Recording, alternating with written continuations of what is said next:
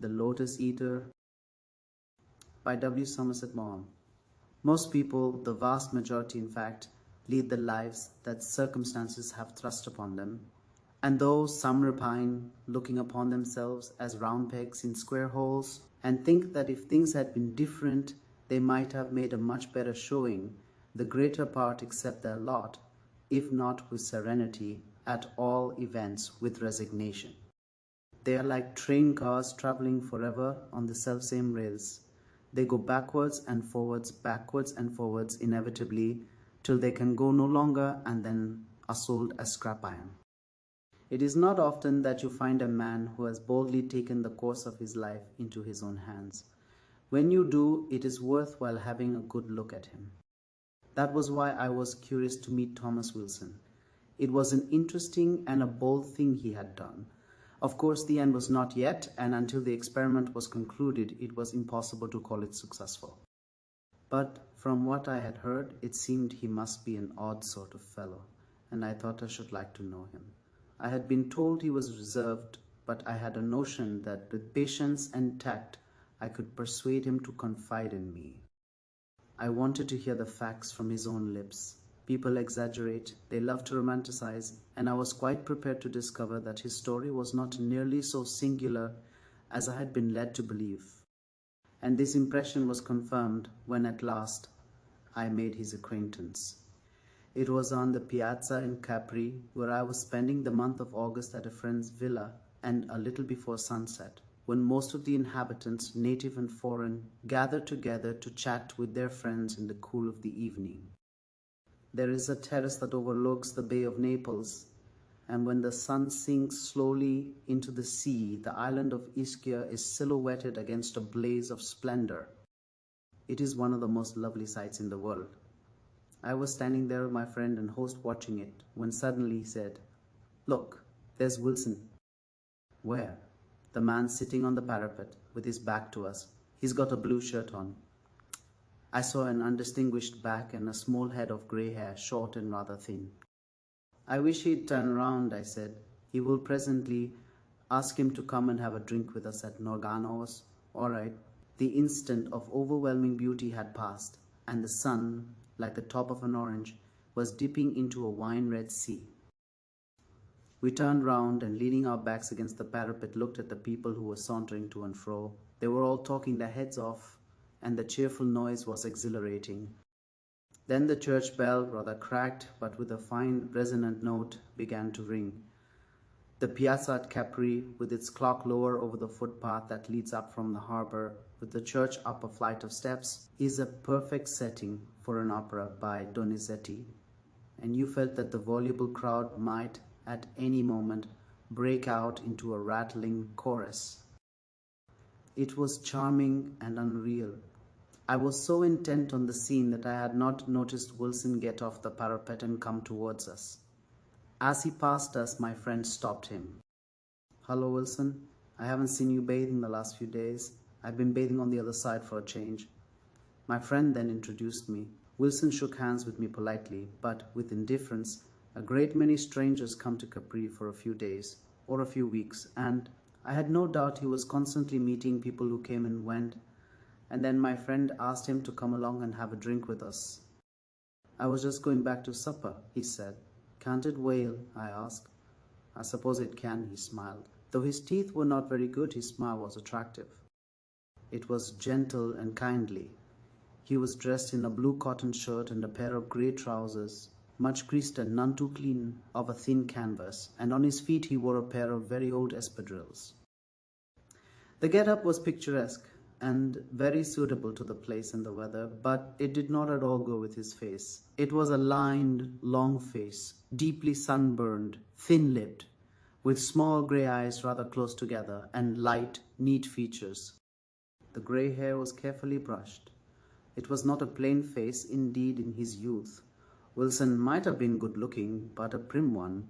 He wore the blue shirt, open at the neck, and the grey canvas trousers, not as though they belonged to him, but as though, shipwrecked in his pyjamas, he had been fitted out with odd garments by compassionate strangers. Notwithstanding this careless attire, he looked like the manager of a branch office in an insurance company, who should by rights be wearing a black coat with pepper and salt trousers, a wire collar, and an unobjectionable tie.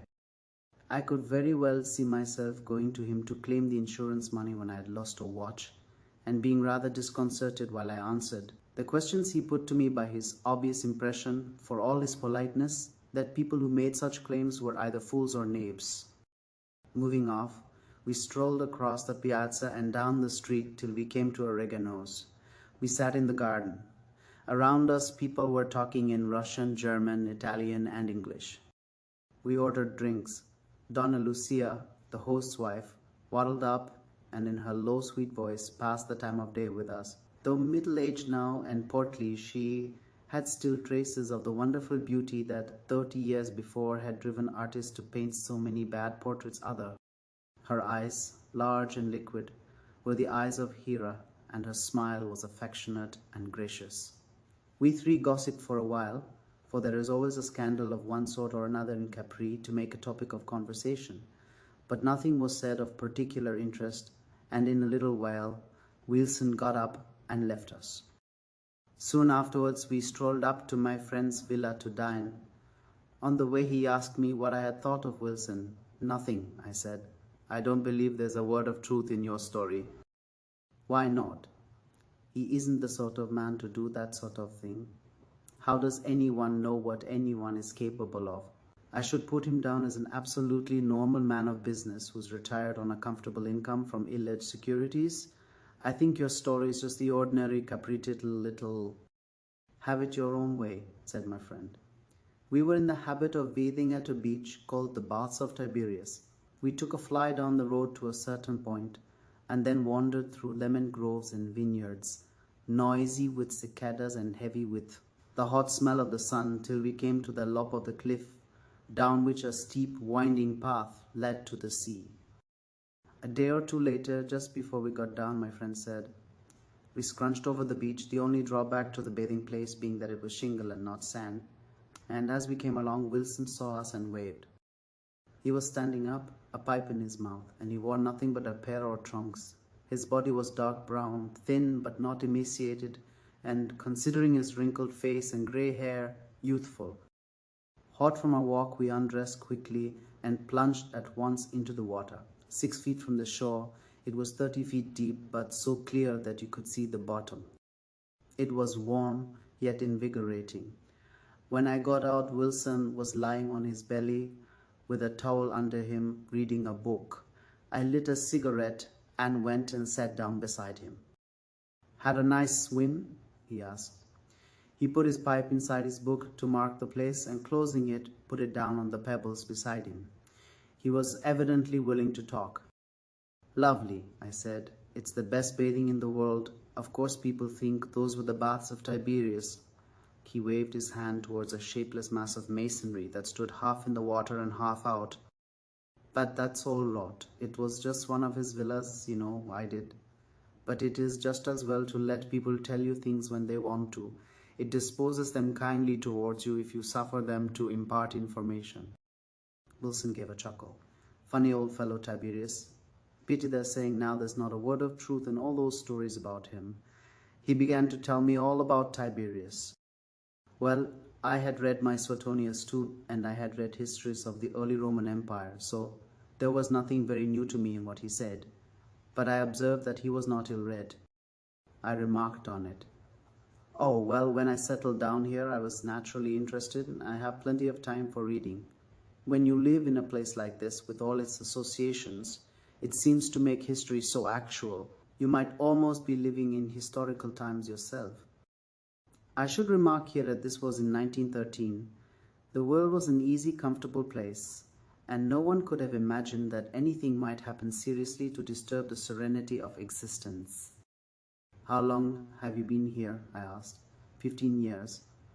He gave the blue and placid sea a glance, and a strangely tender smile hovered on his thin lips. I fell in love with the place at first sight. You've heard, I dare say, of the mythical German who came here on the Naples boat just for lunch and a look at the Blue Grotto and stayed 40 years. Well, I can't say I exactly did that, But it's come to the same thing in the end. Only it won't be 40 years in my case. 25. Still, that's better than a poke in the eye with a sharp stick. I waited for him to go on, for what he had just said looked indeed as though there might be something after all in the singular story I had heard. But at that moment, my friend came dripping out of the water, very proud of himself because he had swum a mile, and the conversation turned to other things. After that, I met Wilson several times, either in the piazza or on the beach. He was amiable and polite. He was always pleased to have a talk, and I found out that he not only knew every inch of the island, but also the adjacent mainland. He had read a great deal on all sorts of subjects, but his speciality was the history of Rome, and on this he was very well informed. He seemed to have little imagination and to be of no more than average intelligence. He laughed a good deal, but with restraint, and his sense of humor was tickled by simple jokes. A commonplace man. I did not forget the odd remark he had made during the first short dial we had had by ourselves, but he never so much as approached the topic again.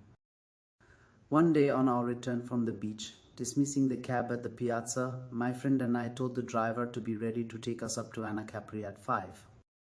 We were going to climb Monte Solaro, dine at a tavern we favored, and walk down in the moonlight, for it was full moon and the views by night were lovely.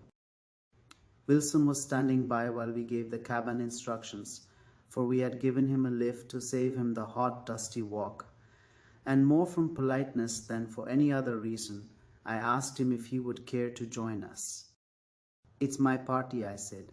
"I'll come with pleasure," he answered. But when the time came to set out, my friend was not feeling well. He thought he had slaved too long in the water and would not face the long and tiring walk.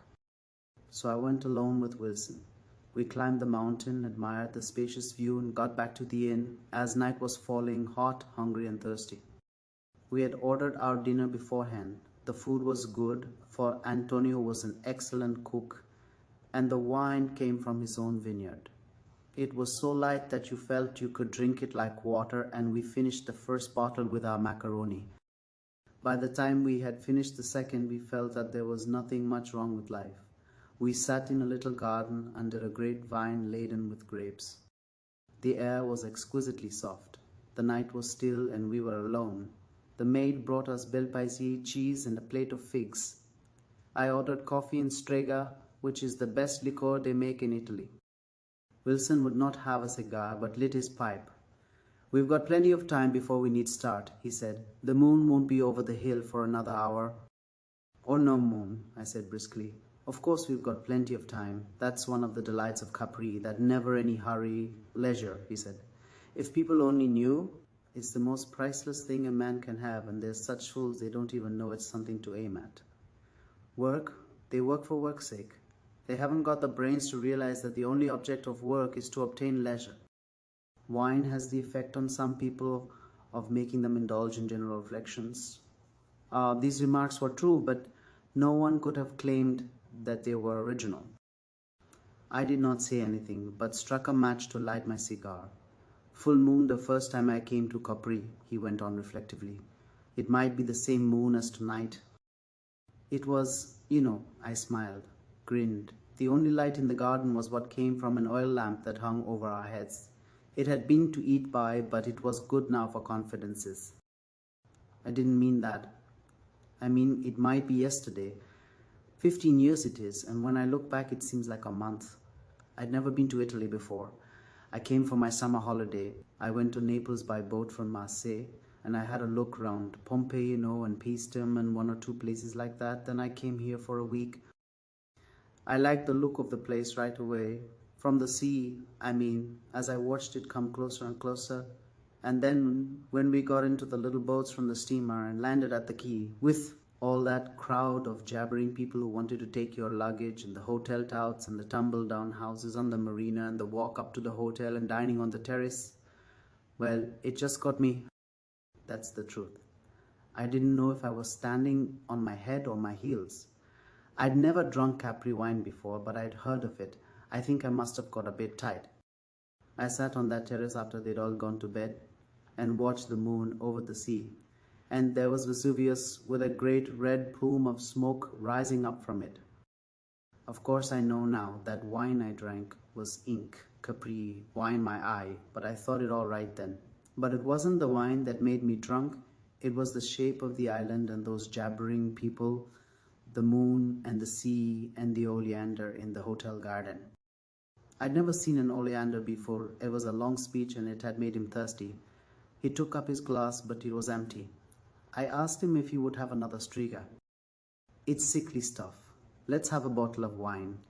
That sound, that is pure juice of the grape and can't hurt anyone. I ordered more wine, and when it came, filled the glasses.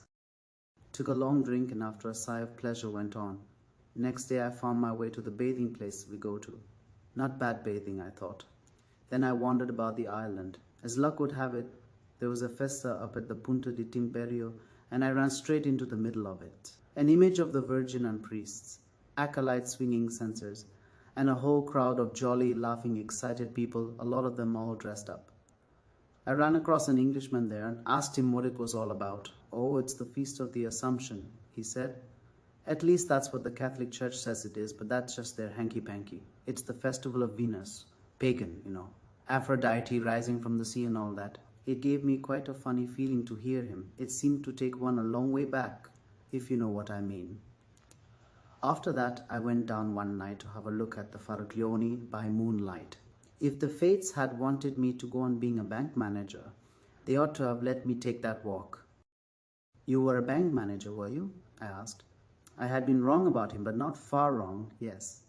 I was manager of the Crawford Street branch of the York and City. It was convenient for me because I lived up Hendon Way. I could get from door to door in 37 minutes. He puffed at his pipe and relit it. That was my last night, that was. I'd got to be back at the bank on Monday morning. When I looked at those two great rocks sticking out of the water, with the moon above them, and all the little lights of the fishermen, in their boats catching cuttlefish, all so peaceful and beautiful, I said to myself, well, after all, why should I go back? It wasn't as if I had anyone dependent on me. My wife had died of bronchial pneumonia 4 years before, and the kid went to live with her grandmother, my wife's mother. She was an old fool. She didn't look after the kid properly, and she got blood poisoning. They amputated her leg, but they couldn't save her, and she died, poor little thing. How terrible, I said. Yes, I was caught up at the time, though of course not so much as if the kid had been living with me, but I dare say it was a mercy. Not much chance for a girl with only one leg. I was sorry about my wife too. We got on very well together, though I don't know if it would have continued. She was the sort of woman who was always bothering about what other people think. She didn't like traveling. Eastbourne was her idea of a holiday. I know. I'd never crossed the channel till after her death. But I suppose you've got other relations, haven't you? None. I was an only child. My father had a brother, but he went to Australia before I was born. I don't think anyone could easily be more alone in the world than I am. There wasn't any reason I could see why I shouldn't do exactly what I wanted. I was 34 at that time. He had told me he had been on the island for 15 years. That would make him 49. Just about the age I should have given him. I'd been working since I was 17. All I had to look forward to was doing the same old thing day after day till I retired on my pension. I said to myself, is it worth it? What's wrong with chucking it all up and spending? The rest of my life down here, it was the most beautiful place I'd ever seen. But I'd had a business training. I was cautious by nature. No, I said, I won't be carried away like this. I'll go tomorrow like I said I would and think it over. Perhaps when I get back to London, I'll think quite differently. Damn fool, wasn't I? I lost a whole year that way. You didn't change your mind then? You bet I didn't. All the time I was working, I kept thinking of the bathing here, and the vineyards, and the walks over the hills, and the moon, and the sea, and the piazza in the evening when everyone walks about for a bit of a chat after the day's work is over. There was only one thing that bothered me. I wasn't sure if I was justified in not working like everybody else did. Then I read a sort of history book by a man called Marion Crawford it was, and there was a story about Sybaris and Crotona. There were two cities, and in Sybaris they just enjoyed life and had a good time, and in Crotona they were hardy and industrious and all that. And one day the men of Crotona came over and wiped Sybaris out. And then after a while, a lot of other fellows came over from somewhere else and wiped Crotona out. Nothing remains of Sybaris, not a stone, and all that's left of Crotona is just one column. That settled the matter for me. Oh, it came to the same in the end, didn't it? And when you look back now, who were the mugs? I did not reply, and he went on. The money was rather a bother. The bank didn't pension one off till after 30 years' service, but if you retired before that, they gave you a gratuity. With that and what I'd got for the sale of my house and the little I'd managed to save, I just hadn't enough to buy an annuity to last the rest of my life. It would have been silly to sacrifice everything so as to lead a pleasant life and not have a sufficient income to make it pleasant. I wanted to have a little place of my own, a servant to look after me, enough to buy tobacco, decent food, books now and then, and something over for emergencies. Knew pretty well how much I needed.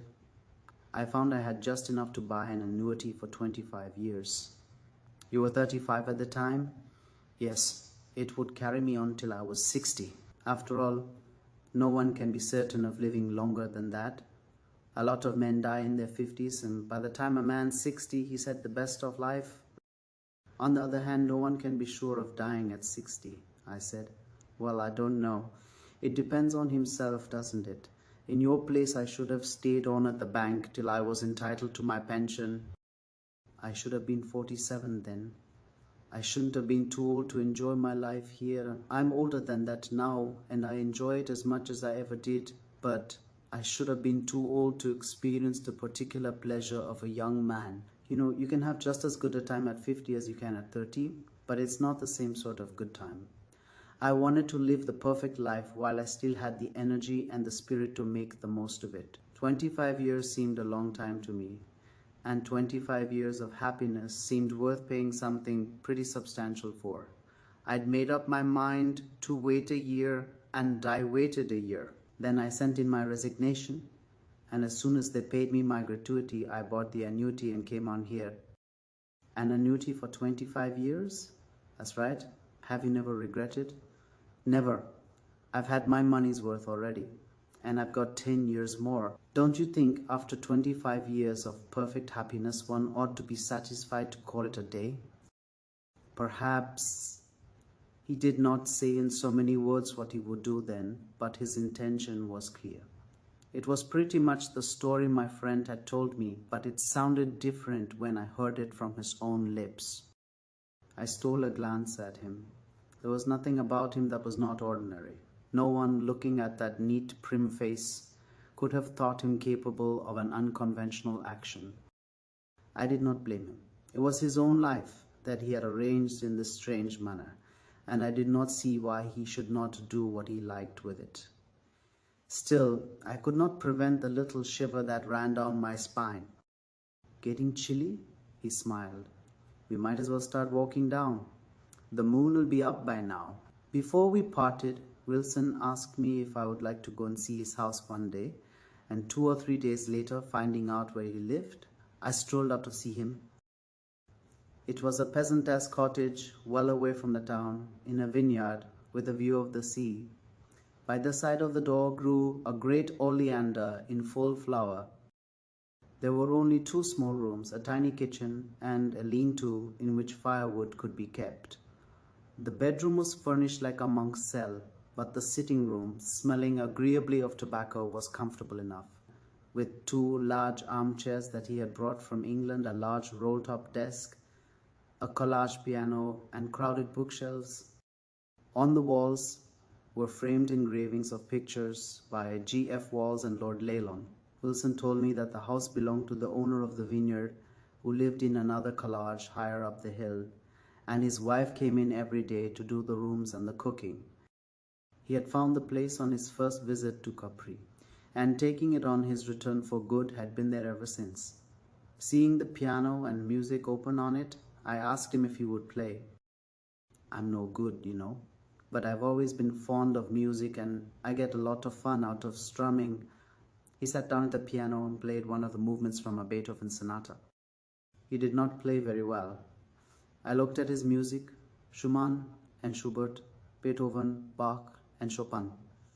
On the table on which he had his meals was a greasy pack of cards. I asked him if he played patience. A lot. From what I saw of him then, and from what I heard from either people I made for myself, what I think must have been a fairly accurate picture of the life he had led for the last 15 years. It was certainly a very harmless one. He bathed, he walked a great deal, and he seemed never to lose his sense of the beauty of the island, which he knew so intimately. He played the piano and he played patience, he read. When he was asked to a party, he went, and though a trifle dull, was agreeable. He was not affronted if he was neglected. He liked people, but with an aloofness that prevented intimacy. He lived thriftily, but with sufficient comfort. He never owed a penny.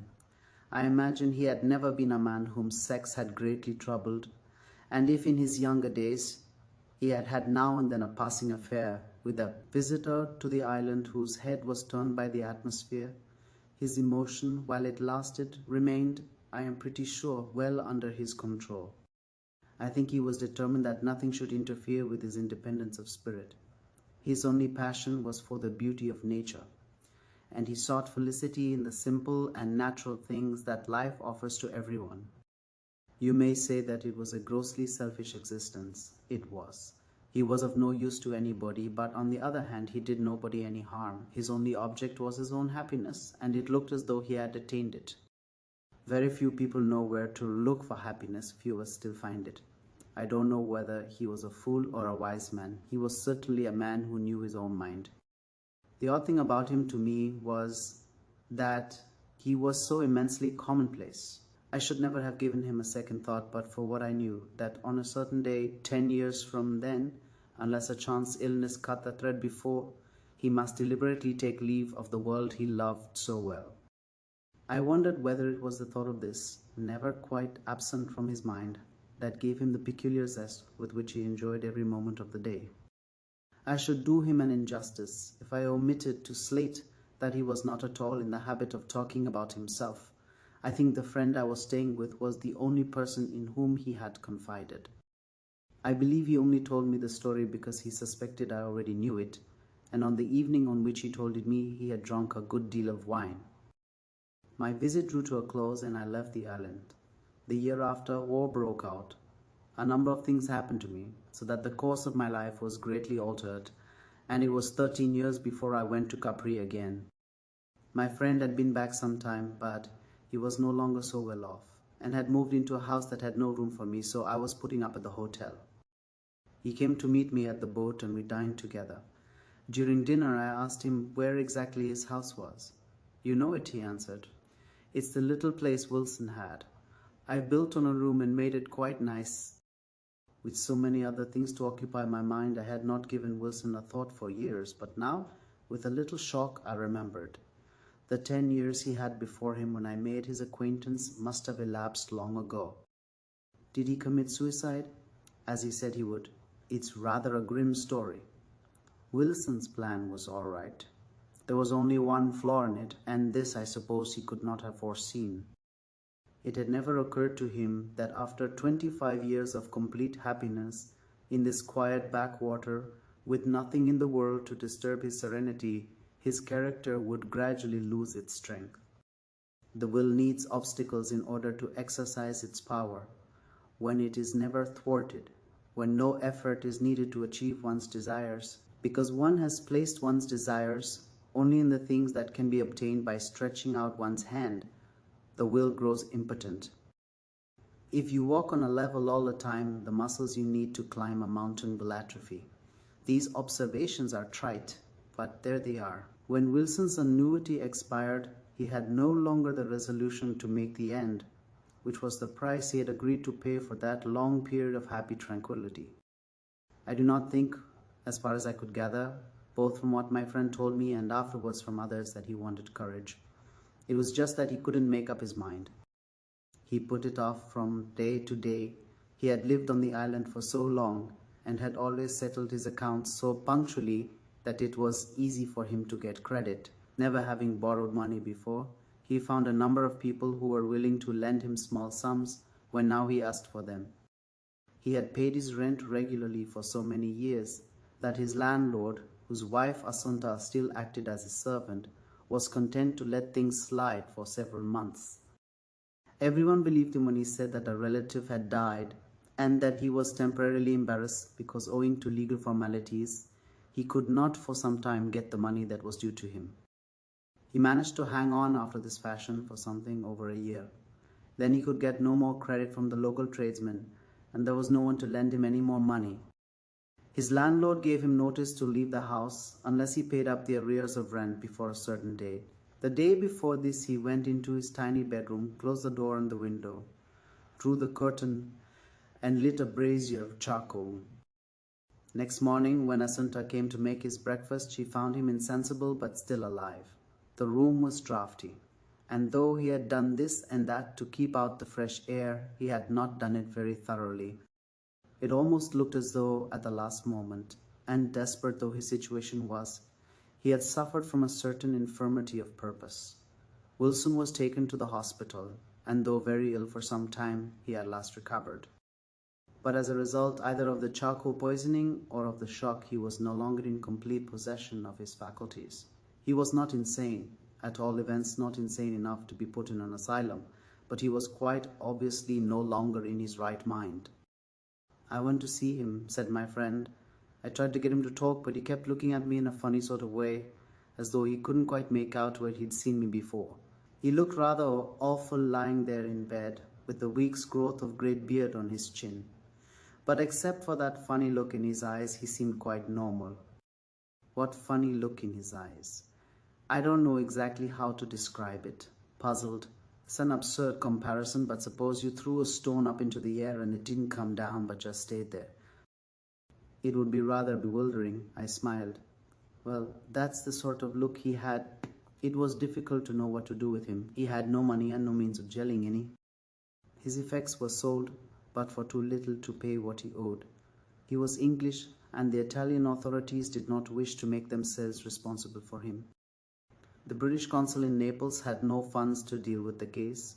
He could of course be sent back to England, but no one seemed to know what could be done with him when he got there. Then Assunta, the servant, said that he had been a good master and a good tenant, and as long as he had the money had paid his way, he could sleep in the woodshed in the cottage in which she and her husband lived, and he could share their meals. This was suggested to him. It was difficult to know whether he understood or not. When Assunta came to take him from the hospital, he went with her without remark. He seemed to have no longer a will of his own. She had been keeping him now for 2 years. "It's not very comfortable, you know," said my friend. "They've rigged him up a ramshackle bed and given him a couple of blankets, but there's no window, and it's icy cold in winter and like an oven in summer, and the food's pretty rough. You know how these peasants eat macaroni on Sundays and meat once in a blue moon. What does he do with himself all the time? He wanders about the hills. I've tried to see him 2 or 3 times, but it's no good. When he sees you coming, he runs like a hare. Assunta comes down to have a chat with me now and I give her a bit of money so that she can buy him tobacco, but God knows if he ever gets it." "Do they treat him all right?" I asked. "I'm sure Asenate's kind enough. She treats him like a child. I'm afraid her husband's not very nice to him. He grudges the cost of his keep. I don't believe he's cruel or anything like that, but I think he's a bit sharp with him. He makes him fetch water and clean the cowshed and that sort of thing." "It sounds pretty rotten," I said. "He brought it on himself. After all, he's only got what he deserved." "Think on the whole we all get what we deserve," I said. "But that doesn't prevent its being rather horrible." 2 or 3 days later, my friend and I were taking a walk. We were strolling along a narrow path through an olive grove. "There's Wilson," said my friend suddenly. "Don't look, you'll only frighten him. Go straight on." I walked with my eyes on the path, but out of the corners of them I saw a man hiding behind an olive tree. He did not move as we approached, but I felt that he was watching us. As soon as we had passed, I heard a scamper. Wilson, like a hunted animal, had made for safety. That was the last I ever saw of him. He died last year. He had endured that life for 6 years. He was found one morning on the mountainside, lying quite peacefully as though he had died in his sleep. From where he lay, he had been able to see those 2 great rocks called the the Faraglioni which stand out of the sea. It was full moon, and he must have gone to see them by moonlight. Perhaps he died of the beauty of that sight.